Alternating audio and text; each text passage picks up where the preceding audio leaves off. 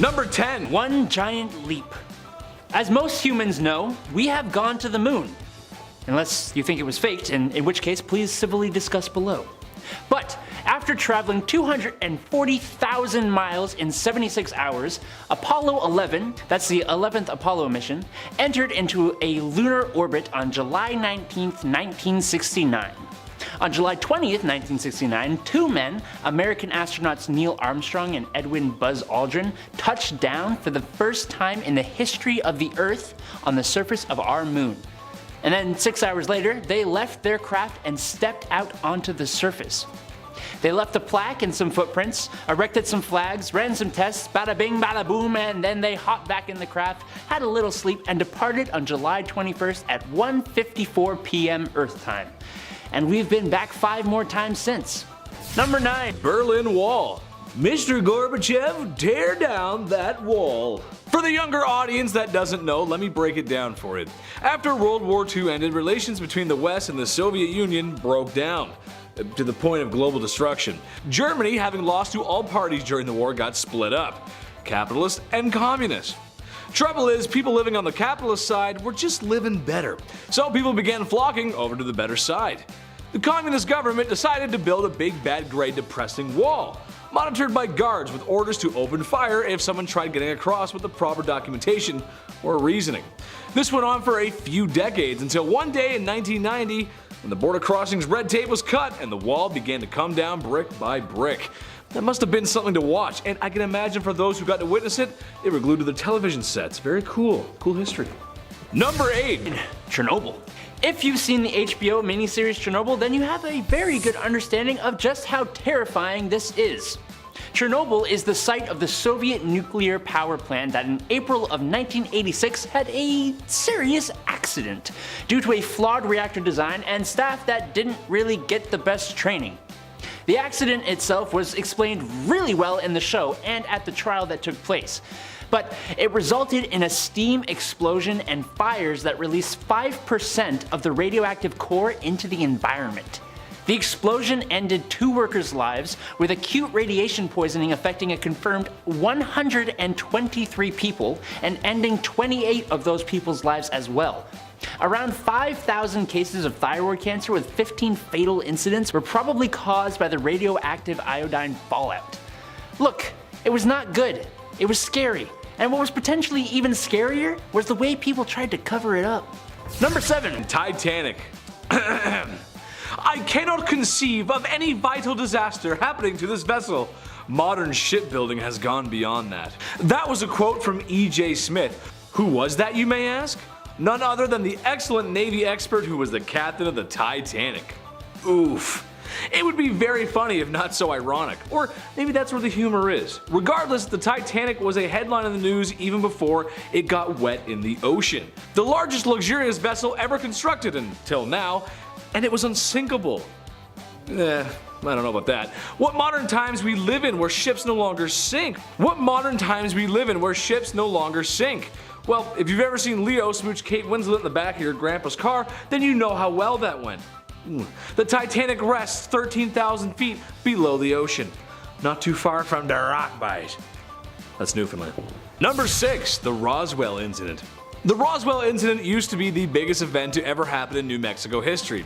Now it's being shadowed by a bald chemistry teacher, his science enthusiastic student, and a slimy lawyer. Who would have known? Well, for the second most eventful event to ever come out of New Mexico was the Roswell Incident. A mysterious flying object, other known as a UFO, crashed into the desert.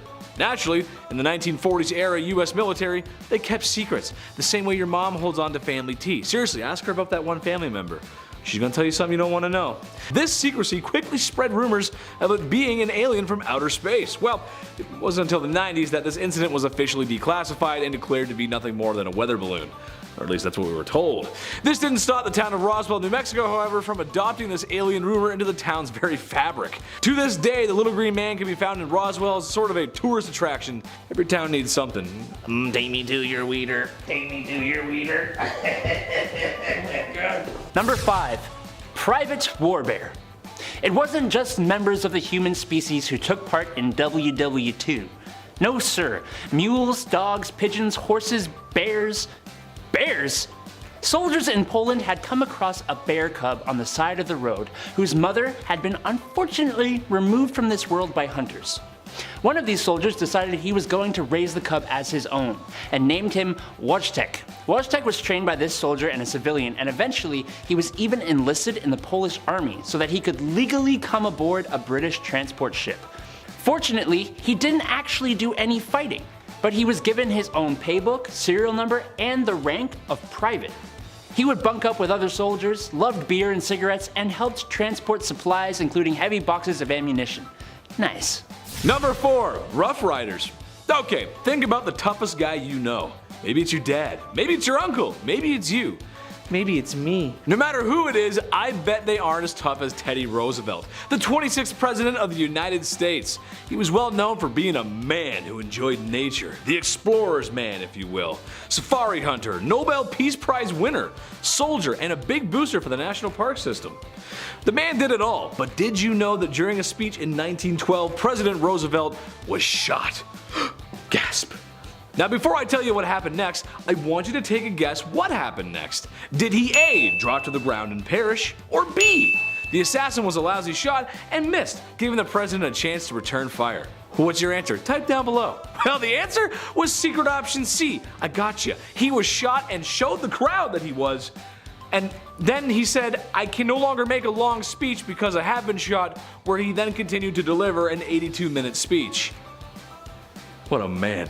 Number 3, Pepsi Army. Did you know that the company Pepsi actually had the world's 6th largest military for a brief moment in time? Okay, so basically what happened is that Pepsi realized that they were inferior to Coca-Cola, and so they installed AI into their Pepsi cans worldwide, creating an autonomous army of soda cans. No, that's not what happened, you goof. Actually, in 1959, at an American exhibition, PepsiCo tried to prove the great concept of capitalism. Pepsi actually did a pretty good job. But the cash of the Soviet Union wasn't really accepted all over. So, instead, the Soviets traded submarines, military ships, and a lot of vodka for tons and tons and tons of Pepsi. Enough that Pepsi ranked 6th among the world's military powers until it sold all of that. Number 2, Emu War. Australia, land of sun, beaches, and spiders that got too buff. Too much for me. But today we're talking about my friends from down under. Shout out to the Aussies. Chetty loves you. But we gotta talk about the Emu War, guys. What the heck was going on there? In a nutshell, emus were causing havoc in Australia's agriculture sector and destroying farms at an alarming rate. So the government said, "Right in, take it easy, get rid of the buggers." A couple of soldiers were given large automatic weapons to deal with the pests. Well, it didn't turn out very well, as the emus just didn't seem to want to eat the bullets. Can you blame them? I can't. One Australian politician jested that the emus should be given medals for their bravery. In the end, the emus won. Number 1. Free falling. 50 years ago, on January 26, 1972, Vesna Volovi, a flight attendant from Serbia who worked for the Yugoslavian airline JAT, got on board JAT Flight 367 to Copenhagen. Also on board that flight, unfortunately, was a device inside a briefcase that went boom over Czechoslovakia.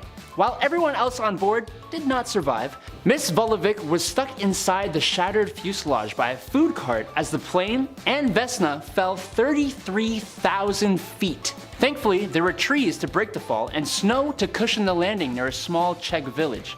But Vesna still suffered a skull fracture, broken legs, 3 broken vertebrae, she was temporarily paralyzed from the waist down, and put in a coma, leaving her with no memory of the flight or her descent. While there was some skepticism about the way the flight went down, she still received a Guinness World Record for the longest survived fall without a parachute. So that makes up for everything, right? Yeah. Starting our list off at number 10, Lake Neos. We love talking about Pompeii. We can't get enough of it. I'm fascinated. They have a restaurant that's back and open now in Pompeii. It's crazy. Now that's quite the eruption. Historically, that's a bad one. That's pretty scary. But a recent eruption in 1986, well, we don't talk about this one enough. First of all, a limnic eruption is a rare event, so you can sleep not in fear tonight. It occurs when CO2 dissolved in deep water lakes suddenly erupts. Cause yeah, that can happen. Who knew that? That's why I don't like lakes. There you go, right there. These events have only been observed twice, the deadliest being Lake Neos in 1986. When a limnic eruption occurs, large clouds of CO2 form, which then all of a sudden descend and drop below the oxygen in the air, causing all living things in the vicinity to choke and not survive anymore. In this case, the cloud fell on nearby villages, ultimately causing the deaths of 1,700 people and 3,500 livestock. Number 9, the Spanish flu of 1918. The Spanish flu of 1918. Okay, yeah, this one's probably pretty good. Since we know a little something about plagues now in real life and toilet paper and stress, let's turn the clocks back 95 years when the Spanish flu entered the game. What was it like back then? The Spanish flu, if you didn't know, it was a strain of the H1N1 virus, which we all know as well. And when it hit, it took 50 to 100 million people. Very fast. 4% of the world's population gone. Now, it was recent and it was quite horrible. We couldn't stay home and watch Ozark for that one, so instead, the Spanish flu is said to have spread so violently because of soldiers being in close quarters during World War I. Yeah, again, very different than our plague. Immune systems were shot as is, and you're telling me a plague rolled through while we're in trenches? No way, what a nightmare. But just like that, the virus disappeared. Better treatment, perhaps it mutated into a much weaker strain. Either way, great, stay gone. Get out of here. Go away and stay there, pal. Hit that thumbs up for the Spanish flu not being around. Awesome, we love that. It's a good one to not have. Number 8, the Great Dying. This name's pretty accurate if I'm being honest myself. Scariest environment imaginable. Here we go. Turning the clocks and solar system back 252 million years ago, the Permian Triassic extinction, which for convenience sake we'll call the Great Dying, was and hopefully shall remain the largest extinction event on Earth. The fact that we're even alive right now, watching this video, clicking that thumbs up and subscribing, well, it's all pretty rare, all things considered. This was a butterfly effect triggered by a massive volcanic eruption around the Serbian Traps in Russia. A runaway greenhouse effect was responsible for the loss of 95% of all marine life and 70% of all land animals. So everything, pretty much everything's gone. Temperatures rose as the sea began to absorb large quantities of CO2 from the atmosphere. Mentioned that a little earlier, and that could not be great. And it began turning into carbonic acid, hence all that marine life that didn't make it. Methane hydrate then started to bubble from the ocean surface, which is horrifying to imagine, and it raised the temperature even higher at that point. Now, imagine if this didn't happen. We'd have those scary sharks still swimming around. We're remnants of the surviving 4% of the Great Dying. Yeah, tell all your friends that. I'm gonna add that to my LinkedIn. That sounds not half bad. Yeah, I survived the Great Dying, so yeah. Really good at scooping ice cream. Let's do it. Number 7, Maximilian Robespierre. On July 27th, 1794, French revolutionary Maximilian Robespierre and 21 of his followers were all arrested at the Hotel de Ville in Paris. Now, considering that this was 1794 and we got arrested, what follows is sure to be a public nightmare. The next day, Robespierre and again 21 of his followers were all taken to the Place de Revolution, where they were all executed by guillotine before a cheering crowd.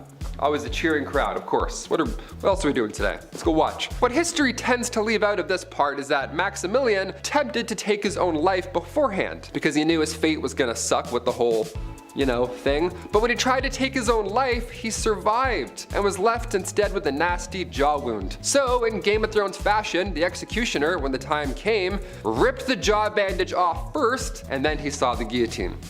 Yeah, again, to a cheering crowd, remember? They all watched all of this unfold. I can't even watch UFC sometimes. You're telling me people watch this? IRL? I'm gonna go throw up real quick. Be right back. Number 6, the eruption. Mount Pinatubo, which is located in the Philippines, was another volcanic eruption that shook up history. A little more recent than the other one. This was on June 15th, 1991. Mount Pinatubo, this massive volcano, erupted into what would be the second largest volcanic eruption of the 20th century. Impressive? Yes. Terrifying? Absolutely. Yep, this is very loud and scary. Activity in the volcano first started on April 2nd, 1991, and these things take a little time to, finish up. So that same year, researchers set up seismographs in the area, and by June, the volcano was having a group of progressively shallower eruptions. And then on June 12th, the volcano had its first spectacular eruption, which sent hot ash 19 kilometers up into the atmosphere, which then rained on down to everything around it, which is the worst thing I can imagine. Additional smaller eruptions continued on June 13th, which which then led to some intense seismic activity. And then, on June 15th, the volcano once again went off, this time sending a cloud of ash 40 kilometers into the atmosphere.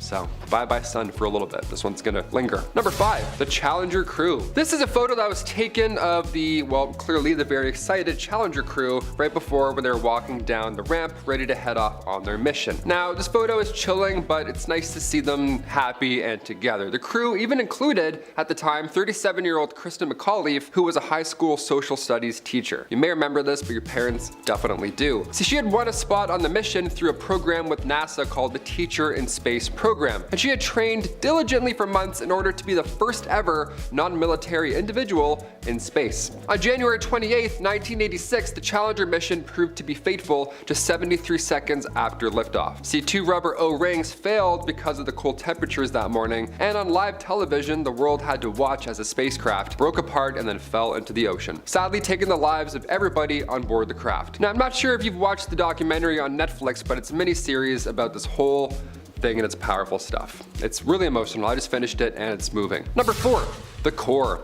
This photo shows a physicist named Harold Agnew, and while this photo looks relatively normal and scientific or whatever, a non-threatening photo, what he has in his hands is truly devastating. It changed history. Harold is holding the nuclear core of what was nicknamed the Fat Man. Yeah, that thing. This means that Harold is now holding the nuclear core of the atomic weapon that was later dropped on Nagasaki in 1945. The immediate blast took many lives, as well as the long-term effects of radiation illnesses. Now, it's crazy to look at a photo like this because it seems so perfectly normal when he literally has a life-changing, world-ending device in the palm of his hand, like a literal supervillain holding kryptonite. I couldn't imagine seeing that, let alone holding it. No way. My grandmother wouldn't even hold me as a baby because I was too small and fragile.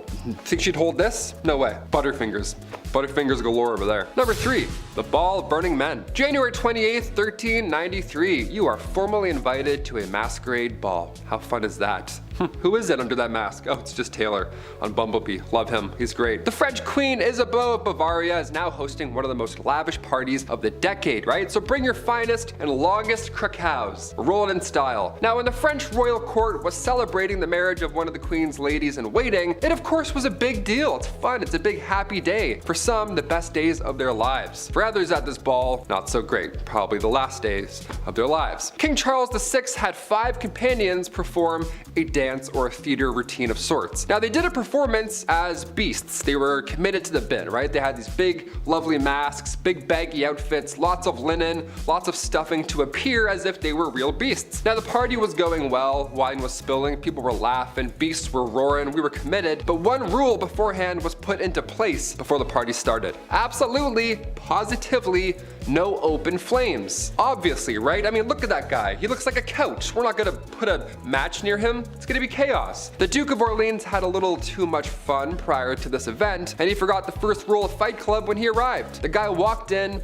with a lit torch. He wanted to see everyone. Some accounts say he dropped the torch by accident. Others say he got too close trying to guess the identity of said beasts. Either way, this tragic event took the lives of 4 people, hence the name Ball of the Burning Men. That's terrible. Imagine that. What a gig. Number 2, Stanford Prison Experiment. One of the most well-known experiments of all time was the Stanford Prison Experiment. It was an attempt to investigate the psychological effects of perceived power, and it worked. A little too well, I'd say. Guards and prisoners were all chosen randomly, from college students to anyone, your neighbor. You had no idea. Nobody really knew just how bad this experiment would end up, so anyone volunteered. Those in power were taking it to an extreme level. It was absolute psychological distress. Some of the prisoners went insane. The whole exercise was abandoned after only 6 days, which is not a short amount of time, but historians say just 6 days because it was intended to last much longer. Now, it's shocking to see the lengths people go after receiving power over another human being. I thought I was evil unplugging my brother's controller and like playing, you know, and he wasn't plugged in. This is like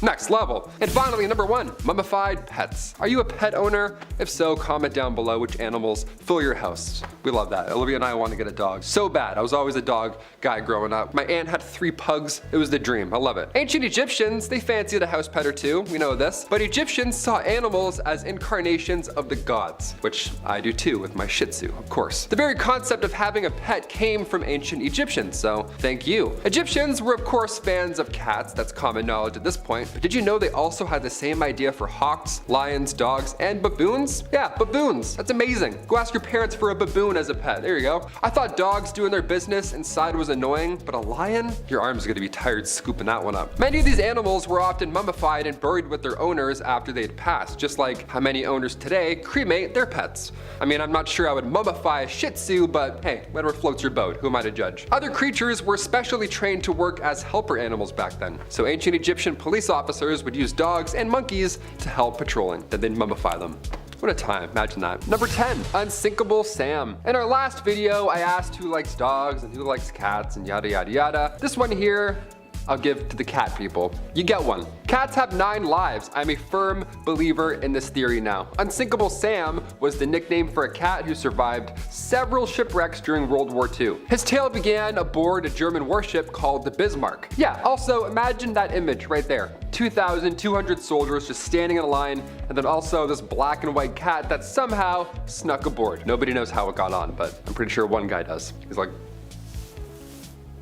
the Bismarck was decimated during one of the attacks, of course, and while the HMS Kozak was looking for survivors shortly after, they saw Oscar the cat on a plank. Yeah, he had to earn the Unsinkable Sam alias, alright? You get a new life, you get a new name, then it happens. The HMS Kozak hauled him aboard, but then several months later, the Kozak was destroyed. Now this time it was the HMS Ark Royal who spotted the cat, and then the fearless feline was dubbed Unsinkable Sam. Little man passed away in 1955, not on a warship, so that's great. Hope there's therapy in cat heaven. My God. He's like, well, 4 out of the 9 sucked. I don't know. Number 9, the first marathon. Now the term marathon, right off the bat, it comes from ancient Greek history. The Battle of Marathon, I've certainly mentioned on this channel a few times. But let's look further a few hundred years, give or take. The first ever Olympics marathon. It was an absolute shit show. 7 miles from the finish line, one guy started ingesting strychnine and egg whites just so we could finish the race. So yeah, that was the first ever modern use of narcotics in an official Olympic game sport. One dude was also running the marathon in dress shoes and dress pants. Just a classy lad with 58 blisters, just booking for hours at a time. William Garcia, one of the 32 competitors, straight up almost died during this marathon. He collapsed mid-race. He barely made a recovery. Have you done a marathon before? If so, tell me your experience down below. I did the Toronto Marathon a month ago and I got 35 kilometers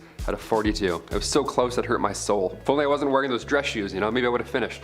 So close. Number 8, the first open heart surgery. Moving on to some other surgeons, a little better, hopefully. We've discussed ancient Egyptians and how they would clean the entire body out for the whole mummification process and then put the heart back in. Now, of course, they weren't alive during any of this, but when was the first open heart surgery? When did that happen? What did that room look like? The first successful open heart surgery went down in Chicago in 1893. It was honestly unbelievable. The patient was a man named James Cornish. He got a knife wound to the chest during a brawl. It was probably Robert Liston just doing his thing. Maybe he got too close, I don't know. And the surgeon, Dr. Daniel Hale Williams, who by the way used to be a shoemaker's assistant, he saved this man's life and he also made history. In the city's first interracial hospital too, might I add. So a lot of firsts happening in this one. Now there weren't any textbooks on this type of operation at the time, so the odds of survival of course were extremely low. In fact, there weren't any odds at all, right? No x-rays, no antibiotics, no anesthesia, no problem, right? Using just a scalpel, Dr. Williams cut through his chest, weaved through all the nerves slowly, might I add, thankfully. He weaved through muscles, ribs, everything until eventually he closed a severed artery right near the heart. Cornish survived, thankfully, and come 1894, Williams was promoted to chief surgeon at the Freedmen's Hospital in Washington, D.C. Imagine he went back to being a shoemaker's assistant. He's like, all right, cool.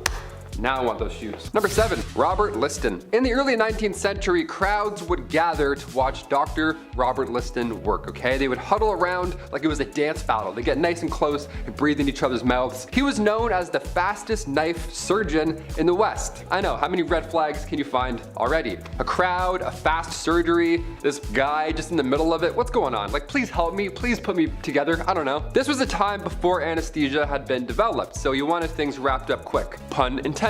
Now, Robert, he would have you amputated and sutured in 3 minutes flat, right? Don't you want that? Don't you want a nice fast surgery? Mortality rate was 300%. Not great at all, in fact. And then one fateful day, Robert attempted to beat any record previously held. He was trying to perform the fastest surgery, but during so, he accidentally cut off his assistant's fingers as well as the patient's leg. So, I don't know what the guy's doing with his arms, but you're like, buddy, slow down. We got more than 3 minutes, it seems. He also hit somebody else watching by accident. You know what I mean? Remember how I said crowds would gather, the old surgery crowd? This is why you don't stand too close, okay? It's like crump battles. You get too close, you're getting nicked by something. Either Robert or some guy in Tim's.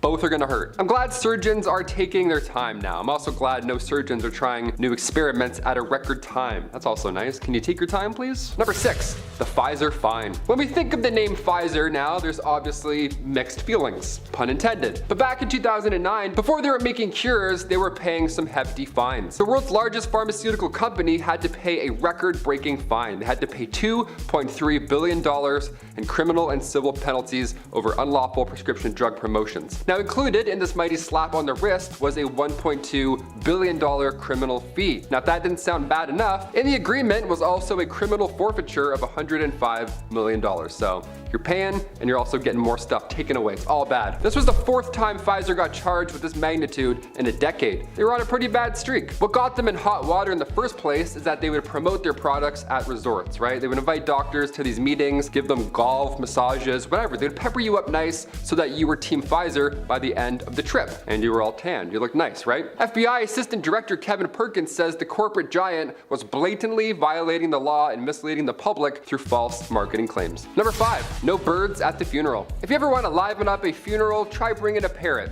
They love to heckle, turns out. Former President Andrew Jackson, he passed away a long time ago. He passed away in 1845. Now, it's important to note that he passed away before his pet did. He passed away before his pet parrot died. So the parrot, of course, attended the funeral, right? How lovely, right? I bet after I said that, you said, oh, maybe you gave it a thumbs up, maybe you subscribed. Good stuff going around, right? It's lovely. Thing is, the parrot loved to swear. Yeah, he had a few curse words in his back pocket. This parrot actually heckled so much during the funeral that they had to remove it. How epic is that? Got kicked out like it was a comedy club. They're like, all right, put your wings behind your little bird neck, we're out of here. Number 4, illegal pedestrian crossing. I see this far too often living in the city. Toronto is wild for this. It drives me crazy. People jaywalking. Looks like there's not a truck coming your way. They do that little wave, a little smile, a little weird walk, and they just go wherever they want. Middle of a Toronto intersection, they're like, hey, I'm 92, see ya. Everyone's slamming their brakes, avoiding them all of a sudden. You're holding up traffic even more. Now, in China, jaywalking, that's a no-go. Article 40 of Beijing's traffic law stipulates that drivers in motor vehicles cannot suddenly stop even if it's at a crosswalk. So yeah, you can't even stop when you're at a crosswalk. You have to wait for cars. So if you're not in a car, you have to wait. You don't get the right of way automatically, like, you know, most of the time. And for drivers, it's forbidden to stop at these crossings. You gotta just keep going. If you do, you're getting a fine. Hopefully just a warning, but possibly a fine for stopping at a crosswalk. How insane is that? Number 3, raining coffee. The sky is falling. Sometimes it's frozen lizards and sometimes it's bugs. But you know what? Sometimes maybe coffee will fall from the sky. I don't know. Get your mugs ready. We're waking up early tomorrow. I don't know. Back in 1969, a South Carolina factory was busy. The non-dairy creamer, Cremora, was doing great production-wise, but they didn't have the greatest air vents in the factory. All of a sudden, the powder mixture leaked out one day, went into the air, where it then mixed with falling rain, and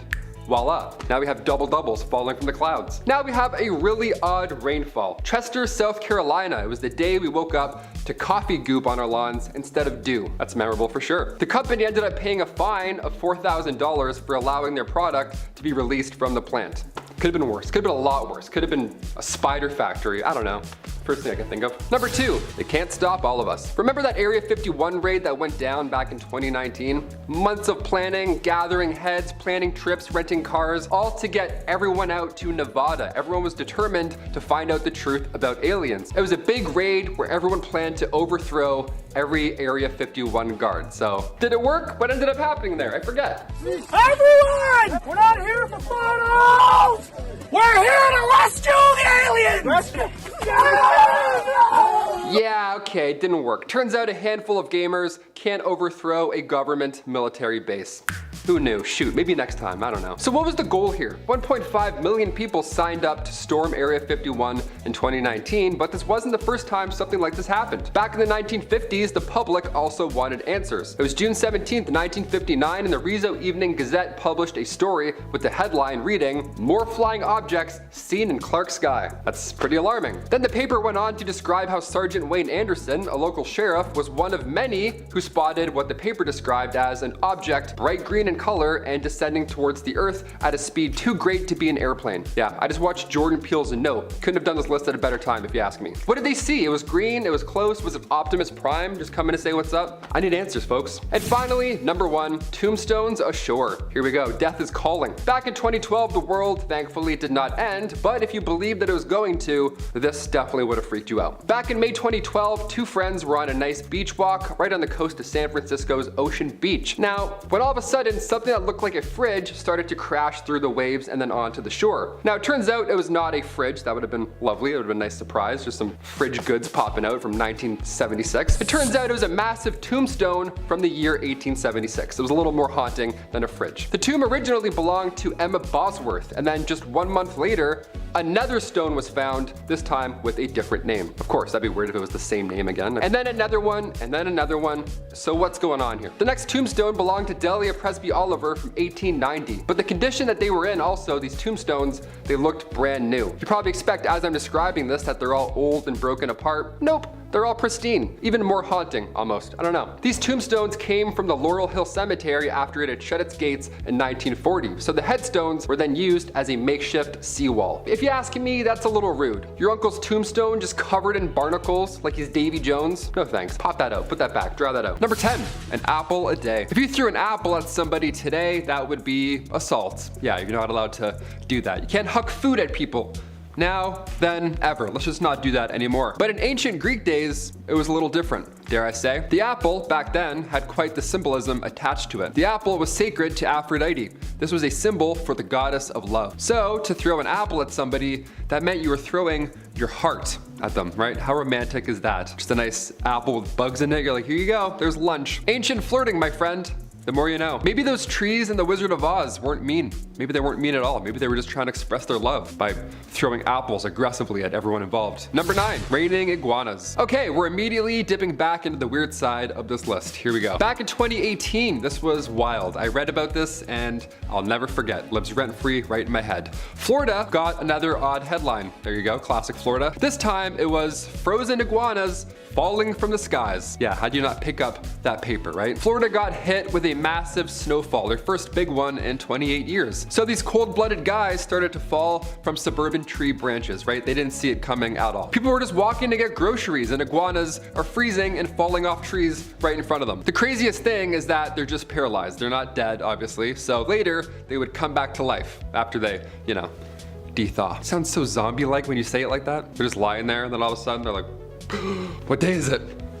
Was it a snowfall? Oh God. Winter has come. Number 8, the Philadelphia experiment. Okay, a little more darker. Let's do it. Perhaps one of the most bizarre tales when it comes to other dimensions. This one has credibility behind it. It pops up on my Reddit feed a lot, so I can't help but not talk about it. The 1943 Philadelphia experiment. This World War II conspiracy theory takes place on the USS Eldridge, this destroyer-class ship. So it wasn't small, it was quite large. A lot of people on board, a lot of heads, a lot of witnesses. And they were conducting on this ship these secret experiments in order to gain power over naval warfare, obviously at the time. Now, one of these experiments was to create this technology that makes the ship invisible on radar. That's the important note. It was supposed to be invisible on radar. But when the generators were fired up, the hull apparently lit up with this green and blue light. Then the ship itself actually disappeared. Invisible in real life, not just on radar. Boom, gone, just like that. It was then seen at a naval shipyard in Virginia before the same thing happened again, and then it appeared back at Philadelphia. Now this sounds a bit intense, but when you hear about the crew on board, it only gets worse. Some went mad after the dimensional dip, of course, while others had physical effects from this cosmic commute.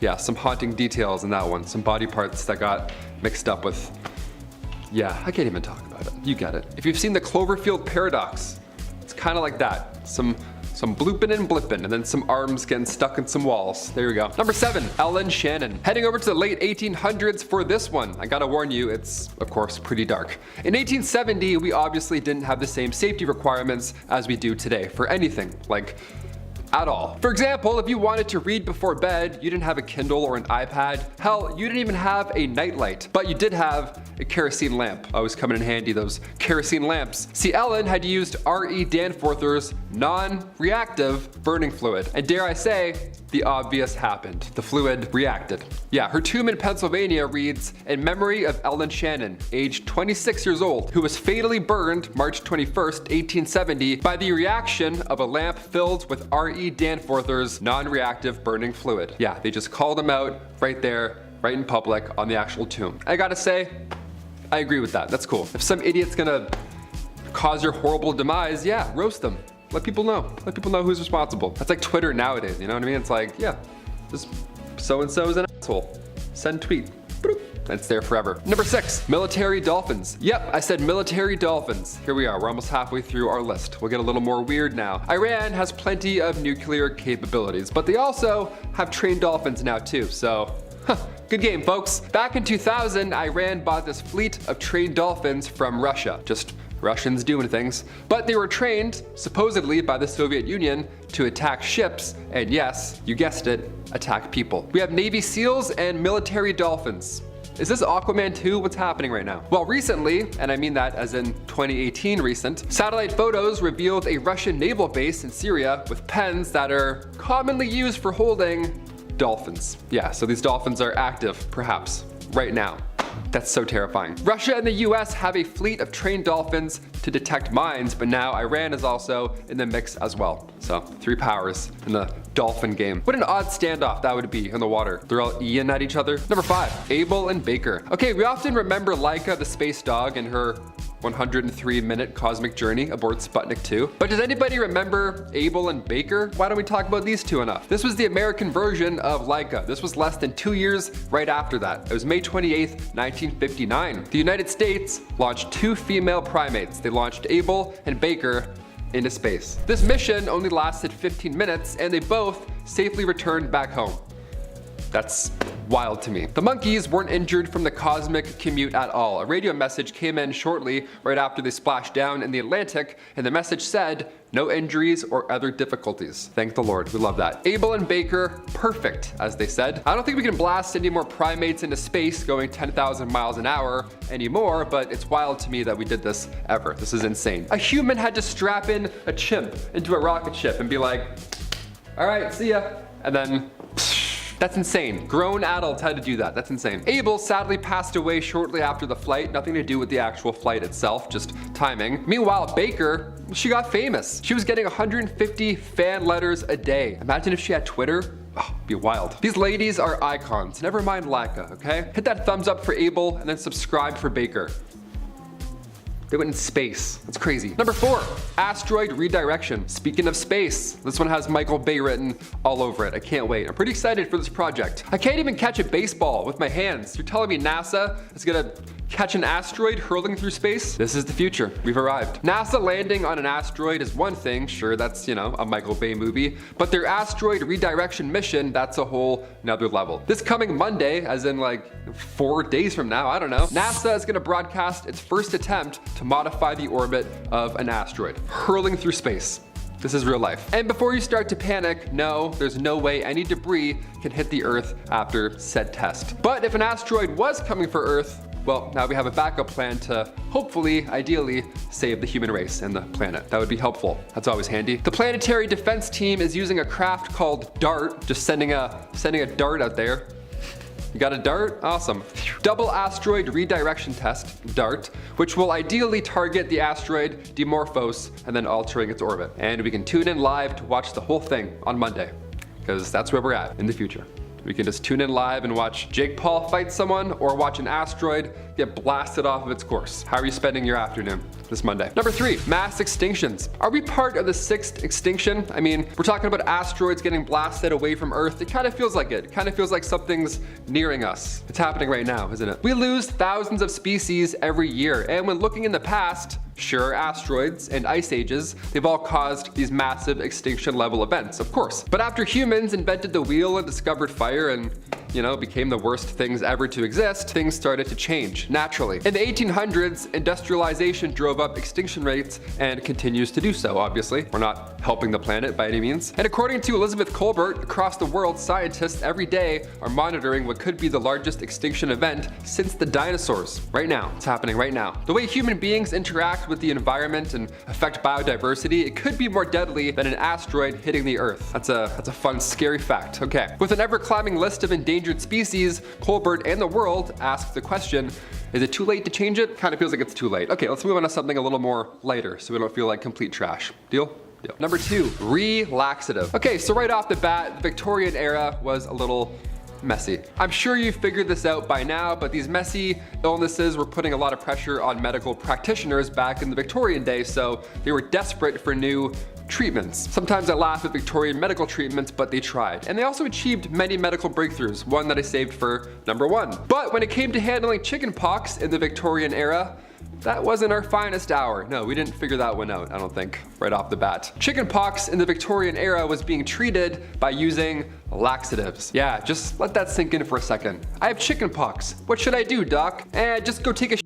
Or 6, I don't know, might help. Yeah, folks would slam some castor oil and then, ready for this? They would get even more sick. Yeah, who would have thought, right? You thought you were uncomfortable before. Well, not even close. Not every answer was a solution in the Victorian era. But this one was. And finally, number 1, the discovery of penicillin. Thank God this one happened. We'll still talk about this one because it's a really good one. Sometimes miracles happen when nobody is in the room or no one's looking. That's ideally the best time. Alexander Fleming discovered penicillin back in 1928. Now at the time, he was actually studying Staphylococcus, which is bacteria that causes infections and boils and all that nasty stuff. But right before Alexander left for a well-earned 2-week vacation, he left a petri dish with some of that Staphylococcus right there on the table, just sitting there. Rather than, store it away in an incubator, he just accidentally left it out. Now during this time off, a penicillium mold, the spore just drifted in there, either through a window or up the lab stairwell, some Horton Hears a Who type commute. It drifted in there, and the temperatures of the room and the lack of one Alexander Fleming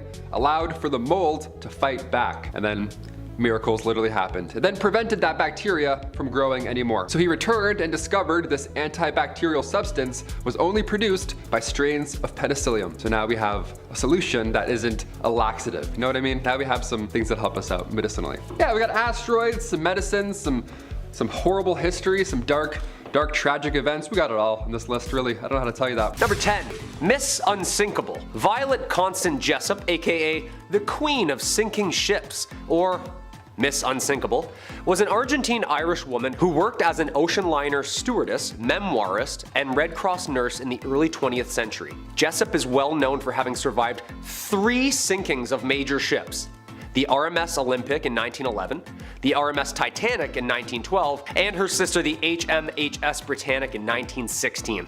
Yeah, talk about the luckiest person ever. Lady's got some angels watching over her, I swear. The first ship, they turned around and made it back just in time. The Titanic, well, watch the movie, you'll understand. And then the third ship, it must have just felt personal by that point. Really? Not to mention barely surviving tuberculosis as a child. This woman is truly a saint. Returning to work after all those accidents, dedicating her entire life to the Red Cross, trying to save others. Sadly, she passed away at 83. Number 9, Lost at Sea. The Robertson family, they're quite a historical one. Strap in, folks. Back in 1971, Dougal, Lynn, and their 4 children, Anne, Douglas, Neil, and Sandy, all set sail on what was planned to be a trip around the world. It sounds magnificent. Our family saw a movie once. Aboard their 13-meter boat, the Lucette, they traveled through the Caribbean and then across the Panama Canal to the Pacific, right? That was their trail. A year and a half went by, they were en route through the Galapagos, and one of the daughters, Anne, who was 18, decided to leave the voyage. Yeah, she's like, you know what? I'm actually not on board for this anymore. I'm really seasick, bye. And then in Panama, they took on a hitchhiker named Robin Williams. Great name. This hitchhiker was in for more of an adventure than they thought, because after this point, their lives were never the same again. West of the Galapagos Islands, a pod of killer whales struck the boat. Wood then began to crack and the boat subsequently started to sink. They all moved to the inflatable life raft, but after 16 days of using their own breath to keep inflating it over and over 24/7, the 6 of them were sadly forced to relocate into an even smaller dinghy. Then they somehow survived for 38 days at sea, while sailing towards the center of the Pacific with no goal in mind other than to survive. All they had to drink was some water left over from the Lucette, with sea turtles being their only diet. Yeah, save the turtles, unless of course you're stranded at sea, then in that case, sorry to 52 of you. Finally, after 38 days, they were spotted by a passing Japanese fishing boat, and then thankfully they were rescued. Number 8.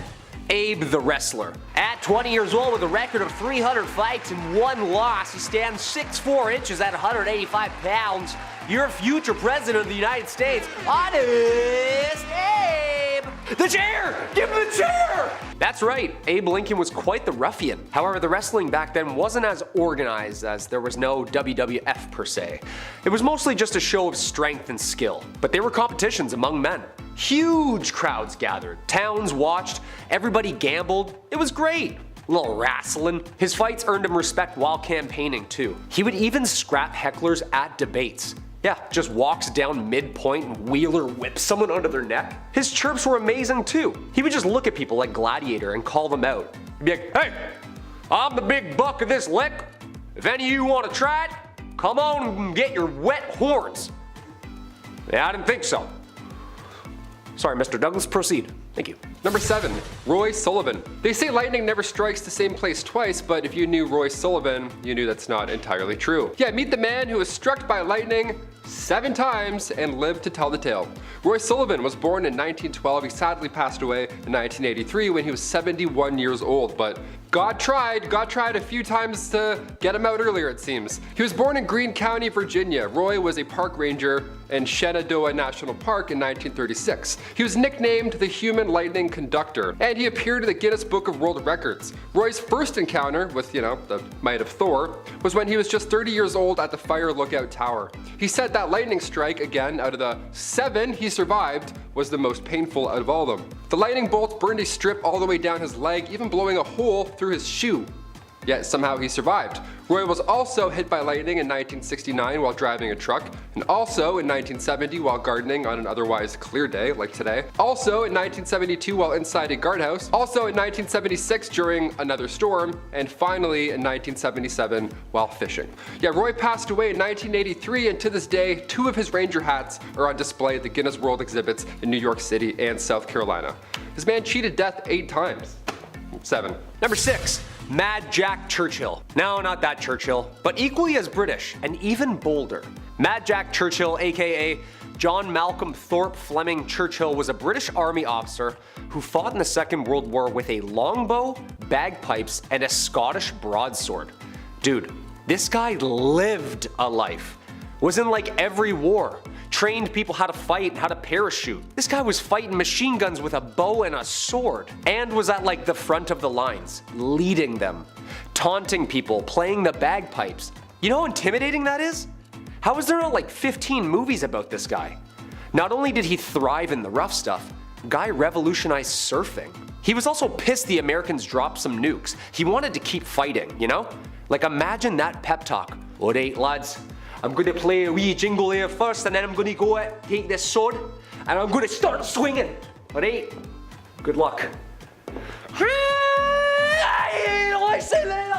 Number 5.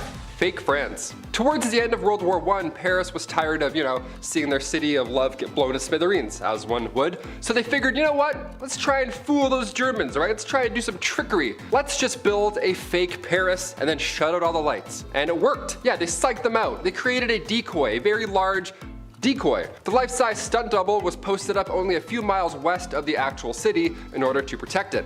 This tiny town called Masons Lafayette, now of course it's looking a lot more full than it was when it was, a hollow shell of a fake town. Now it's a tourist area. There were once 3 different zones set up around the real Paris. Zone A was northeast of the city, had fake train stations, mimicked a suburban region of St. Denis, but it had a big fake Gare du Nord train station, right? That was the main pull. Like, hey, come on, we're looking nice and hopeful, come attack us, and it worked. Zone B, northwest of the city, that was Mason's Lafayette, the main fake Paris, right? And Zone C was the industrial area, just east of the city. They had massive factories built with, obviously nothing inside of them. This sounds pretty Home Alone when you think of it, but these missions only happening overnight, creating a light show with some big fancy props isn't a bad idea. It's gonna save a lot of lives and money. Lights were carefully spaced out so it looked like a breathing city from above, and they fell for it for some of the time. They Looney Tuned the Germans, and it worked. They're like, yeah, it's Paris. Hit that really fast. It's good. Number 4. Space junk. In 1961, John Glenn would become the first astronaut to successfully orbit in space. He lapped the Earth a couple times with the help of Friendship 7, NASA's command mission pushing ever closer and closer to the moon. While in space, Glenn and fellow crew noticed tiny gold particles that shone like fireflies. Quote, this is Friendship 7, try to describe what I'm seeing up here. It's a big mass of some very small particles that are brilliantly lit up like they're luminescent. I never saw anything like it. They're around a little, they're coming out of the capsule, and they just look like stars, a whole shower of them coming over. They had come to the conclusion it was liquid from inside the capsule and the suits leaking out. And that liquid was urine. Not aliens, not fireflies, not disintegrating ship, frozen pee-pee. Yeah, guess drinking all that Tang all day. Glenn flew on Discovery in 1998 and became, at age 77, the oldest person to fly in space. At the time. Damn Shatner. Number 3, Project MDXX. If you've seen Project X, this one's gonna ring a bell or two.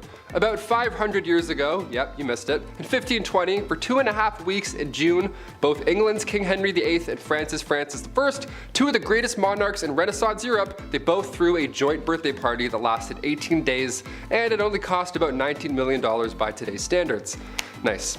I went mini putting for my 8th birthday. That's why I called it Project MDXX. The numerals in the year, yeah, you get it, not bad. Not only was this a chance for them to celebrate their friendship, but it was also a chance for them to try and outdo one another and continue to show off. So for this huge bash, for starters, around 12,000 people showed up and gathered in the fields of the northern tip of what is now France.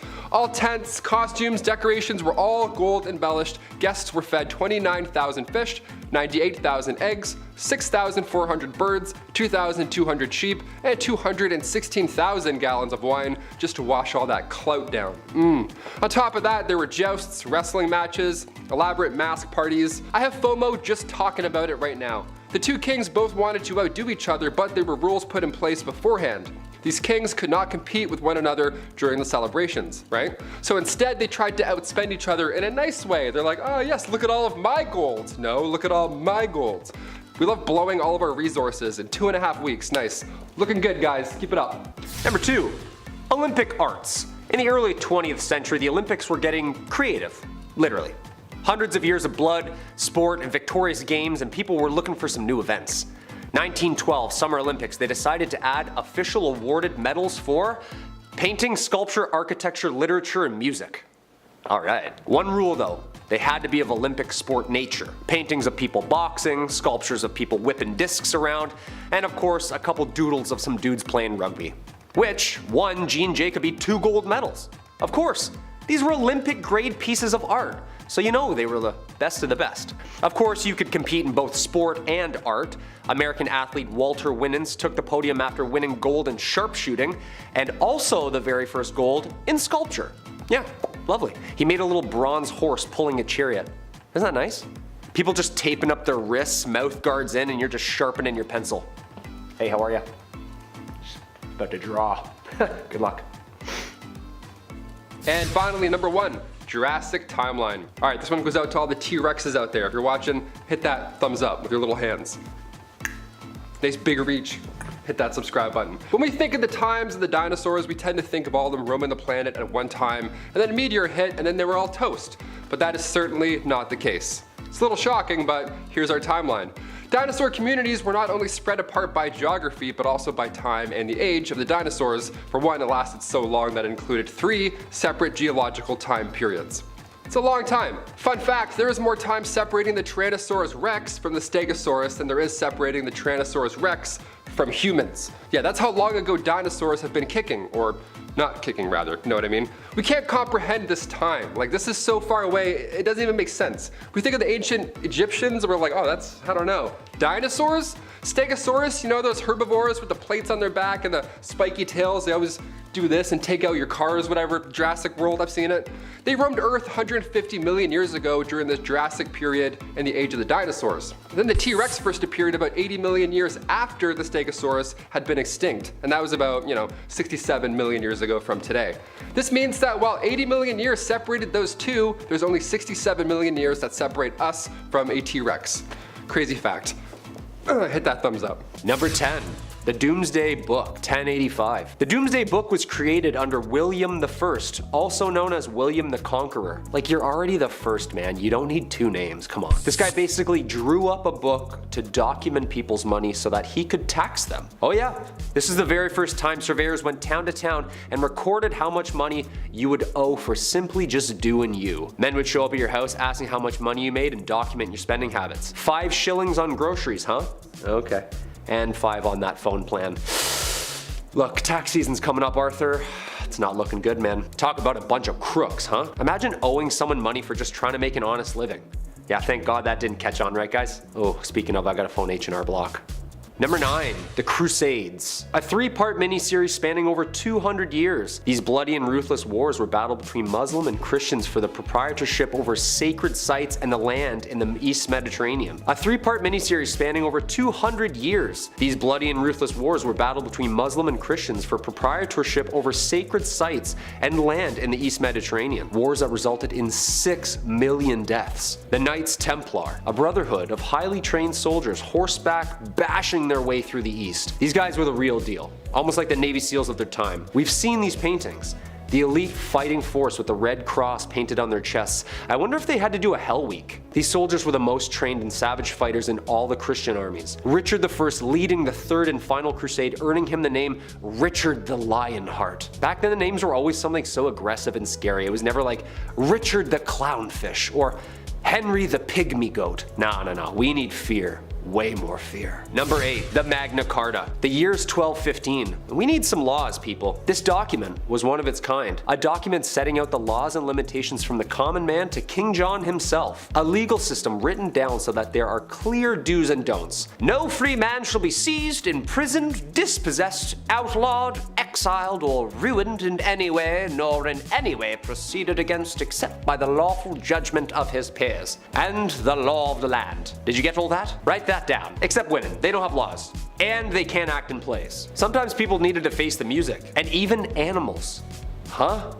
That's right, animals. Being tried in a court. A lively and popular event trying any law-breaking animal from goats to pigs to even chickens. Ladies and gentlemen of the court, did you, Mr. Feathersworth, peck the floor, yes or no? Objection, Your Honor, leading the witness. My brain can't fathom this, guys. Number 7. The Battle of Bannockburn. This infamous battle between Scotland and England was one of the most important battles of the Middle Ages. The end of the bloody war for independence. Basically, Scotland was like, yeah, we're gonna go over here and roll our R's. The gruesome wooden wars were caused by the English invading Scotland in 1296. A leader slowly rising the ranks, William Wallace, the guardian of the King of Scotland himself, holds off the English forces and is knighted a hero to Scotland. Unfortunately, like every hero back then, he was also hated. He was captured, hanged, drawn, and quartered. Like, why do you have to do all that after he dies? Like, he's dead.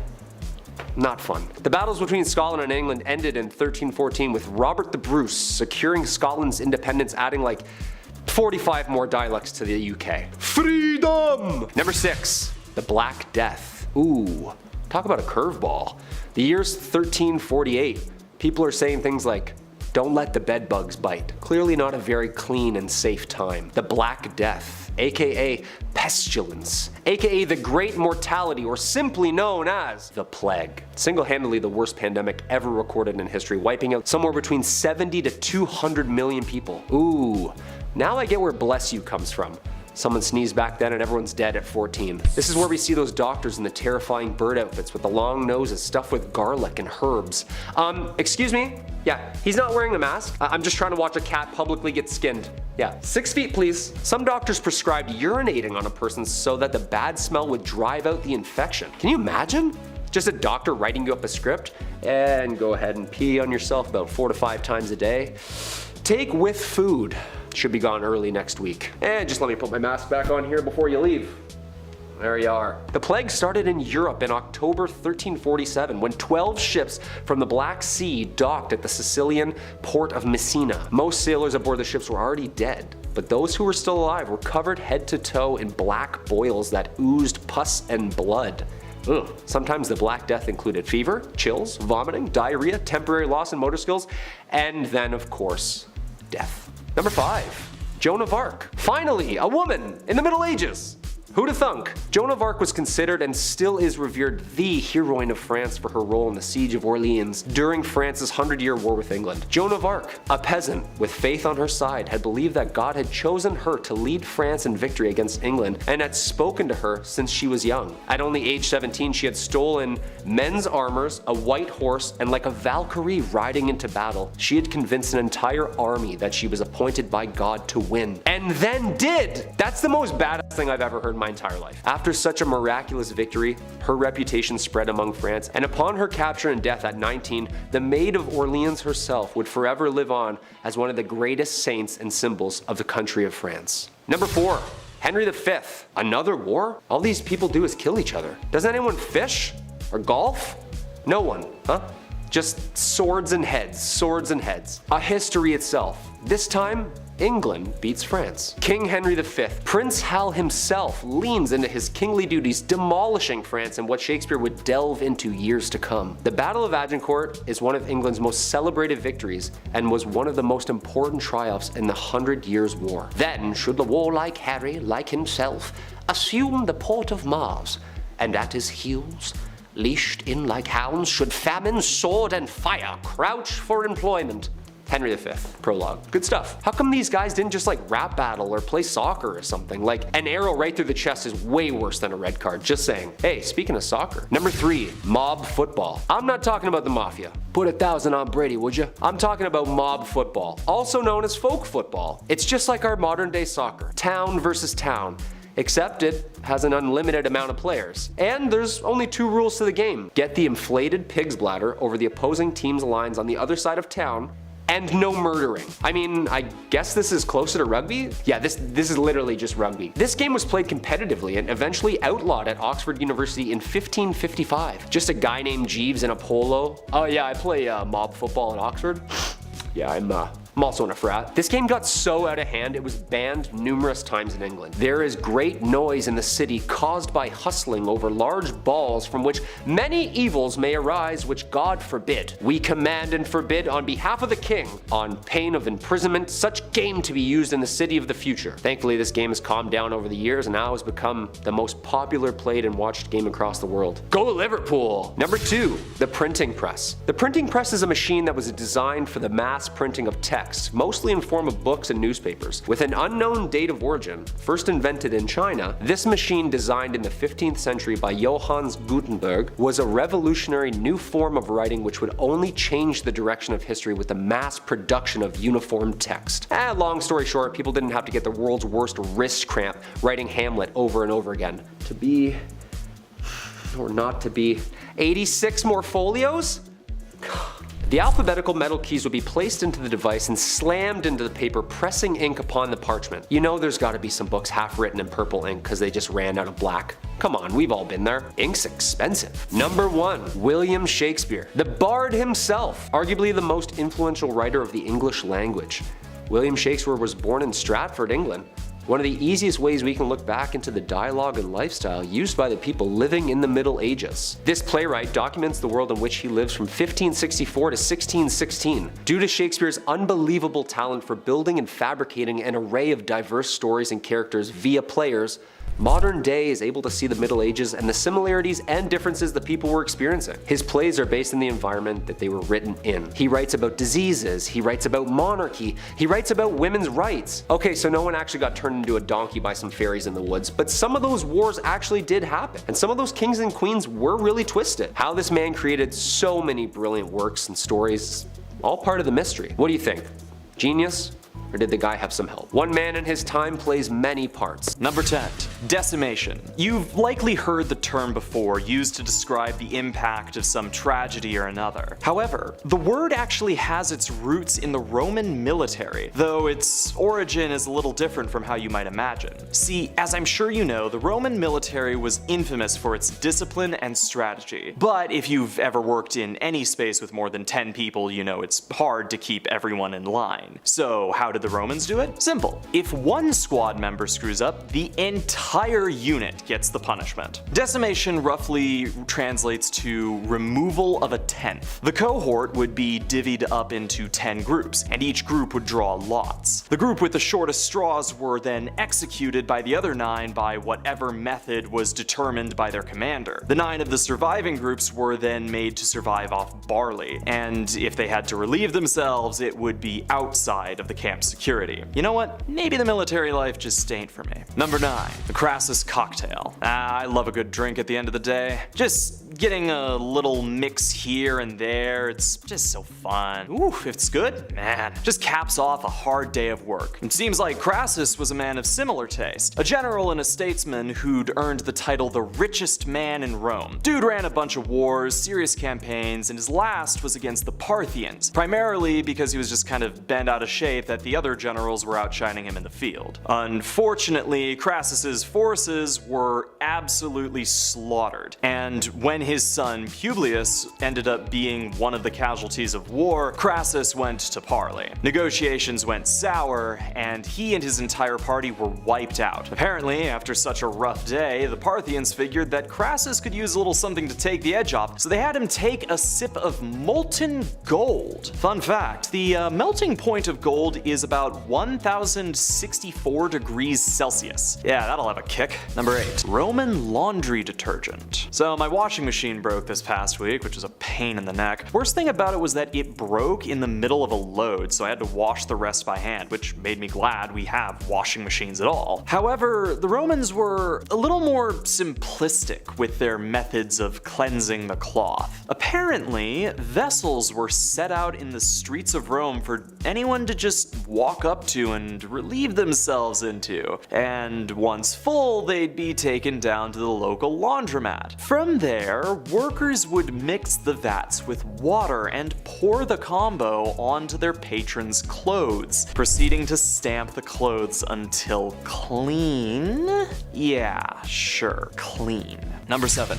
The fall of Drusus. In the case of historical poisonings, it's hard to determine whether or not they were actually poisoned or just died from being old. It's usually that they're old. But in the case of Drusus, the evidence was a little bit more clear. See, Drusus Julius Caesar was set to be the heir to Tiberius due to familial relations. His buddy Sejanus would have normally been the one to get the title, but blood is thicker than water. As a result, Sejanus tried to marry his daughter to Drusus' son, but that fell through. Sejanus was still determined to become the heir to Tiberius by whatever means necessary. This led to the two infighting frequently, and Sejanus eventually managed to seduce Drusus' wife, Livilla, who aided him in poisoning her husband, slowly killing him in a way that appeared to be natural, and he got away with it. Sejanus continued to rise to power until his sudden and brutal execution, which was later revealed to be due to someone leaking the truth about his rise to Tiberius. Man, this just needs to be a telenovela. Number 6. The fall of Emperor Valerian. One of the later emperors of Rome, Valerian rose to power simply and ruled simply. Went to war a few times, killed a bunch of Christians, got beat up by Goths, basic Roman stuff. So when Valerian was captured by Cameo of Shapur I, it boggles the mind why they went as far as they did in making sure that this dude wasn't just defeated, they made sure his entire genetic code wouldn't survive the humiliation he received. First on the menu was for the Shapur to use him as a footstool while mounting their horses. He was then given the Crassus special, a big old bowl of molten gold right down the gullet, which may or may not have happened while he was simultaneously being alive. His skin was then allegedly stuffed with straw and dyed, hung in the Persian temple for for all to see. Seriously, the dude just didn't like Christians. Chill. Number 5. Gaius Valerius Catullus rap battle. Who doesn't love a good beef? Now, Catullus was a major poet, his works moving away from the retelling of classic tales and focusing more on the telling of day-to-day life. The personal nature of his works have lived in the minds of thousands, depicting humor, romance, and the beauty of day-to-day life. However, Catullus was no stranger to critics, two of his biggest being another poet, Furius, and Senator Aurelius. Now, constructive critique can be wonderful for artists. After all, it's the only way that you can improve. However, Catullus seemed to take a different view, writing a poem in dedication to his critics. Commonly referred to as Catullus 16, this poem was so filthy that it wasn't fully translated until the 20th century, and even then, several lines were heavily censored in most publications. Want to hear it? Well, it reads... Number 4. Roman birth control. Romans were... well, they got around a lot. Now, unless you want to deal with the immediate consequences of a whole lot of lovin', you've gotta figure out a way to stay safe. Picking up condoms from a shopper's wasn't really a thing, and Plan B hadn't been invented yet, so what was the plan? Well, it turned out that the Romans had discovered an herb called silphium, which supposedly had contraceptive properties. Whether or not that's actually true remains to be seen, specifically due to the fact that you can't find it anymore. That's right, the Romans were so raunchy and silphium was so popular that they caused the complete extinction of the plant, the last stalk of it reportedly being given to Emperor Nero. Now in 2020 there has been a theory presented that there is a similar herb, or a relative, found in Turkey, and it could be the surviving relative of the plant, but to this day not a sprig of silphium has been found. Apparently it looks like a heart though. Aww. Ecological devastation. Number 3. Roman baths. The terms made its way around. Roman baths are synonymous with the country and culture as a symbol of civilization. But you've listened to enough of this list so far, so you can probably figure out where this is going. See, while Romans were known for their hygiene, urine laundry aside, they were usually pretty nasty when it came to bath time. Soap wasn't really a thing, so the baths were basically just huge vats of oil that they just slather up all in there. Now these oils were perfumed, but they were also reused frequently and were washed off using a strigil, a sort of scraping tool, so you know, just spoon the dirt off. Ugh. Number 2. Cato the Younger. Alright. Here's a fun one. Marcus Porcius Cato, also known as Cato the Younger, was a Roman senator in the later years of Rome. A hugely influential man, his life was fraught with turmoil and strife. He was also a strong opposer of Julius Caesar's Hellenistic principles. Cato had no trouble joining the opposition on the brewing civil war. Now, during that civil war, Cato took command of a campaign in Utica, a tough campaign that he generally just planned to abandon alongside the Roman Empire. However, once they'd been defeated, Caesar moved to pardon Cato's family and allies. Convinced his end was drawing near, Cato took his life against his friends' and family's advice, stabbing himself in the abdomen. Now, some accounts claim that he actually drew out his own entrails from his body when the physicians attempted to heal him, ensuring that he wouldn't see Caesar's Rome. Maybe he knew that Caesar was planning to pardon him as well, which Cato would have considered the crueler punishment. Number 1. Caligula's horse. We'd be remiss not to talk about the antics of Emperor Caligula. Famed for his strange ways, one of the greatest legends of an already infamous emperor was his attempt to have his favored horse, Incitatus, enlisted as a consul. According to Suetonius's Lives of the 12 Caesars, this horse was dressed in lush finery, inviting dignitaries to dinners, and according to Cassius Dio, the horse was fed oats mixed with gold flakes and also possibly a priest.